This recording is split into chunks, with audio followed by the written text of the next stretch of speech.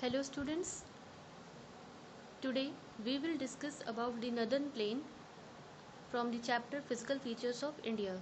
Student, in the last chapter हमने ये discuss किया था the how the northern plain were formed. Northern plain has been formed by the interplay of the three major river system. जो northern plain है वो पूरी तरीके से तीन major rivers से बना हुआ है, Indus, Ganga and Brahmaputra along with the tributaries. Indus, Ganga, Brahmaputra और उसकी ट्रिब्यूटरीज से मिलकर बनता है पूरा का पूरा नॉर्दर्न प्लेन. स्टूडेंट, ट्रिब्यूटरीज का मतलब होता है स्टूडेंट्स की जब कोई भी बड़ी सी रिवर जो होती है बह रही होती है और उसमें कोई भी रिवर दूसरी जाके मिल जाती है तो उस रिवर को उसे हम ट्रिब्यूटरी कहते हैं. This plain is formed of alluvial soil. ये जो पूरा का पूरा प्लेन है एलुवियल सॉइल से बना हुआ है. The deposition of alluvium in the vast basin lying at the foothill of Himalayas over millions of years form this fertile plain. Student, last video में हमने ये डिस्कस किया था कि हिमालयाज के फुटहिल में एक डिप्रेशन सा क्रिएट हो गया, एक बेसिन क्रिएट हो गया और ये जो बेसिन था पूरी तरीके से, ये जो एक गड्ढा था पूरी तरीके से एलुवियम से भरता रहा, डिपॉजिट होता रहा और उसी डिपोजिशन वर्क की वजह से ये फर्टाइल प्लेन क्रिएट हुआ. ये जो फर्टाइल प्लेन एरिया है ये पूरा 7 लाख स्क्वायर किलोमीटर तक स्प्रेड है, फैला हुआ है और ये नॉर्दर्न प्लेन का जो 2400 किलोमीटर लॉन्ग है और 240 से 320 किलोमीटर तक ब्रॉड है. मतलब इतना लंबा है और इतना चौड़ा है. Is a densely populated. यहाँ की पॉपुलेशन अच्छी है, यहाँ की सॉइल अच्छी है, साथ ही साथ प्रॉपर मात्रा में पानी है, यहाँ का क्लाइमेट भी बहुत अच्छा है. इसीलिए ये जो पार्ट है इंडिया का एग्रीकल्चरली बहुत ही प्रोडक्टिव पार्ट है. The river coming from the northern mountains are involve in the deposition work. Students, जो रिवर्स नॉर्दर्न माउंटेन से, जो माउंटेन्स हैं वहाँ से जब बहती हुई आती हैं तो अपने साथ बहुत सारा डिपॉजिट लेकर आती हैं और वो लगातार डिपोजिशनल वर्क में इंगेज रहती हैं. In the lower course, due to the gentle slope, the velocity of the river decreases, which result in the formation of riverine island. जब कोई भी रिवर होती है बहती हुई नीचे आती है स्टूडेंट्स, तो वो अपने लोअर कोर्स में क्या होता है कि उसकी वेलोसिटी रिवर की स्पीड कम होती जाती है, जिसकी वजह से क्या होता है, रिवराइन आइलैंड क्रिएट होते हैं. स्टूडेंट, रिवराइन आइलैंड का मतलब होता है कि कोई भी नदी जब बहती हुई आ रही है तो वो अपने साथ बहुत सारा सिल्ट, कंकड़, पत्थर लेकर आ रही है. तो जब नदी के बीच में या रिवर के बीच में कोई ज़मीन जैसी बन जाती है उसको हम कहते हैं रिवराइन आइलैंड. इसको मैं आपको डायग्राम की मदद से बताती हूँ. For example, if the river is flowing, तो रिवर फ्लो करती हुई उसकी वेलोसिटी, उस समय उसकी स्पीड बहुत तेज़ होगी, लेकिन जब वो लोअर कोर्स में नीचे की तरफ बहती हुई आएगी तो उसकी स्पीड थोड़ी सी कम होगी और अपने साथ वो डिपॉजिट्स लेकर आएगी जिसमें कंकड़, पत्थर, मिट्टी सब कुछ होगा. और अगर इस तरह से इकट्ठा होते होते बीच में कोई लैंड एरिया बन जाता है तो उस लैंड एरिया को हम कहते हैं रिवराइन आइलैंड.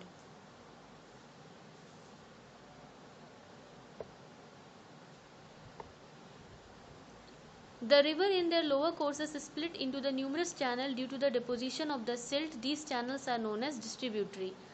रिवर जब अपने लोअर कोर्स में आती है तो डिपोजिशन के वर्क के कारण क्या होता है, रिवर जो है उसके बहुत सारे चैनल्स बन जाते हैं जिसको हम डिस्ट्रीब्यूटरी कहते हैं. डिस्ट्रीब्यूटरी का मतलब हो गया स्टूडेंट्स, जब रिवर कोई बह रही है तो रिवर बहती हुई जब नीचे लोअर कोर्स में आएगी तो सेम वही चीज़ मैंने जैसे आपको बताया कि सेडिमेंट्स जमा हो जाएंगे तो क्या होगा, रिवर जो है बढ़ जाएगी जो कि डिस्ट्रीब्यूटरी कहलाती है. Northern plain is broadly divided into the 3 section. Northern plain को स्टूडेंट्स हमने 3 पार्ट में बांटा है, Punjab plain, Ganga plain and Brahmaputra plain. The northern plain, the western part of the northern plain is refers to the Punjab plain. जो northern plain का west part है उसको Punjab plane के नाम से जाना जाता है. Form by the Indus and its tributary. The larger part of this plain lies in Pakistan. ये जो पंजाब प्लेन है ये इंडस रिवर और उसकी ट्रिब्यूटरी से बना है और इसका ज़्यादातर जो भी पार्ट है वो पाकिस्तान में लाई करता है. Indus and its tributary Jhelum, Chenab, Ravi, Beas and Sutlej originates in the Himalaya. Indus और उसकी जितनी भी ट्रिब्यूटरीज हैं वो कहाँ से ओरिजिनेट होती हैं, हिमालय से ओरिजिनेट होती हैं. And this section of the plain is dominated by the doab. और यहाँ का ये जो सेक्शन है इसमें ज़्यादातर जो है इस प्लेन में हमको डोब देखने को मिलेंगे. स्टूडेंट, जब कोई भी रिवर बहती हुई आ रही होती हैं और दो रिवर के बीच में कोई लैंड बन जाती है, कोई दो रिवर के बीच में जब कोई लैंड बनती है, उस लैंड एरिया को हम क्या कहते हैं? डोब। डोब दो शब्दों से मिलके बना है। डो का मतलब टू और एप का means water. Similarly Punjab is also made of two word. Punjab भी दो शब्दों से मिलके बना है। पंज मीनिंग 5 एंड एप means water. Means the land the land between the 5 rivers. The land between the 5 rivers is known as Punjab. Ganga plain. Ganga plain extends between the Ghaggar and Teesta river. Ganga plain जो है वो घग्गर और तिस्ता रिवर के बीच में एक्सटेंड करता है और नॉर्थ इंडिया के कई स्टेट्स में स्प्रेड होता है। Haryana, Delhi, UP, Bihar, Jharkhand, West Bengal, east की साइड में। Particularly in Assam lies the Brahmaputra plain. और आसाम में क्या लाई करता है? हमारा last plain Brahmaputra plain. The northern plain are generally describe as a flat land with no variation in its relief. Student, northern plain को describe किया जाता है कि ये एक तरीके की पूरी फ्लैट लैंड है और इसमें कोई भी ज़्यादा वेरिएशन, कोई भी ज़्यादा रिलीफ फीचर्स में कोई फ़र्क नहीं है। लेकिन ऐसा नहीं है, it is not true. These vast plains also have diverse relief feature। ये जो plains जितने भी फैले हुए हैं इनके भी अलग अलग फीचर्स होते हैं। According to the variation its relief feature, इसके relief feature में जो अंतर है उसके हिसाब से नॉर्दर्न प्लेन को 4 रीजन्स में हम डिवाइड कर सकते हैं। The river after descending from the mountain deposits the pebble in the narrow belt of about 8 to 16 km in width, lying parallel to the slopes of the Shivalik।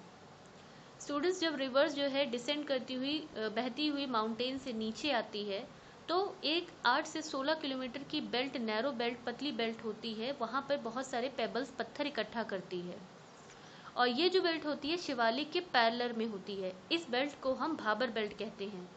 And all the stream disappear in this Bhabar belt. और जो भी streams, नदियाँ होती हैं इस Bhabar belt में disappear हो जाती हैं, गायब हो जाती हैं। साउथ ऑफ दिस बेल्ट, इस भाबर बेल्ट के साउथ में, इस भाबर बेल्ट के साउथ में मतलब उसके ठीक नीचे एक और एरिया होता है जिसे तराई कहा जाता है। द स्ट्रीम एंड रिवर री इमर्जेस। और यहाँ पर जो रिवर्स होती हैं वो दोबारा से इमर्ज हो जाती हैं। भाबर में आपकी रिवर्स अपीयर क्यों नहीं होती है, हमें दिखाई इसलिए नहीं देती है क्योंकि वहाँ पे बहुत सारे पेबल्स, बड़े बड़े पत्थर होते हैं। रिवर उनके नीचे नीचे से बहती है। And create a wet, swampy and marshy region known as Terai. Bhabar belt के साउथ में जब रिवर्स दोबारा से रीइमर्ज होती हैं, दिखने लगती हैं, तो वहाँ पर एक वेट, गीला, स्वैम्पी, दलदली सा एरिया बन जाता है जिसे तराई कहा जाता है। और ये एरिया जो होता है बहुत ही थिकली फॉरेस्टेड होता है। यहाँ बड़े बड़े थिकली फॉरेस्ट जंगल होते हैं, वाइल्ड लाइफ, जंगली जानवर होते हैं।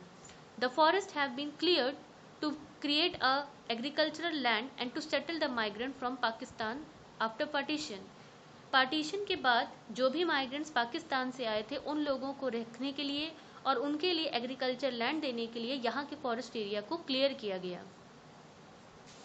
Student, let's understand this with the help of diagram. जैसे कि मैंने आपको समझाया कि ये जैसे शिवालिक है, हमारी लास्ट रेंज हिमालय की। अब शिवालिक के पैरेलल में एक बेल्ट होती है जिसे भाबर बेल्ट कहा जाता है और यहाँ पे हमें बहुत बड़े बड़े पत्थर देखने को मिलते हैं। और इस बेल्ट के पास में हमें रिवर देखने को नहीं मिलती है, गायब सी हो जाती है और रिवर नीचे नीचे बहती है इसके। अब इस भाबर बेल्ट के साउथ में एक और बेल्ट होती है जिसे क्या कहा जाता है? तराई रीजन कहा जाता है। और ये जो तराई रीजन होती है यहाँ पे बहुत सारे फॉरेस्ट होते हैं, यहाँ पे जंगली जानवर होते हैं। अब इसके बाद 2 पार्ट में इसको और बांटा गया है। One is Bhangar and second is Khadar. The largest part of the northern plain is formed of older alluvium. Northern plain का जो सबसे बड़ा हिस्सा है वो ज़्यादातर older alluvium से बना हुआ है। They lie above the flood plains of the river and present a terrace-like feature. और ये जो plains हैं ज़्यादातर flood plain के above lie, जो river का flood plain area होता है उसके above lie करते हैं। इसको समझने के लिए स्टूडेंट ऐसे इमेजिन करिए, जब कभी भी कोई रिवर आती है और उसमें फ्लड, रिवर होती है, जब उसमें फ्लड आ जाता है तो नदी क्या होगी? फैल जाएगी। और जब फैलेगी तो वो जब फैल के जब वापस अपने नॉर्मल कोर्स में आएगी तो क्या होगा?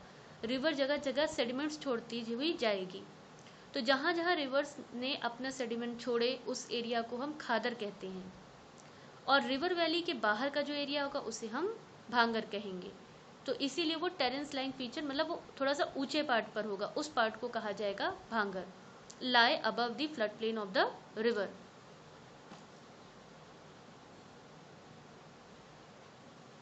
The soil in this region contain the calcareous deposit locally known as कंकर, और यहाँ पे हमें बहुत सारे इस एरिया में कंकर देखने को मिलेंगे।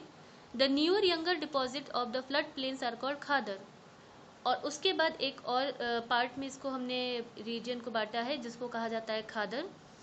और ये आपका यंगर डिपॉजिट होता है, मतलब यहाँ पर हर साल जो सॉइल होती है वो रिन्यू होती है, क्योंकि हर साल फ्लड आते हैं और सॉइल रिन्यू होती रहती है, इसीलिए ये एरिया बहुत ज़्यादा फर्टाइल भी होता है और एग्रीकल्चर के लिए अच्छा होता है। I hope this video is helpful for you. In the next video we will discuss about the Peninsular Plateau. Thank you.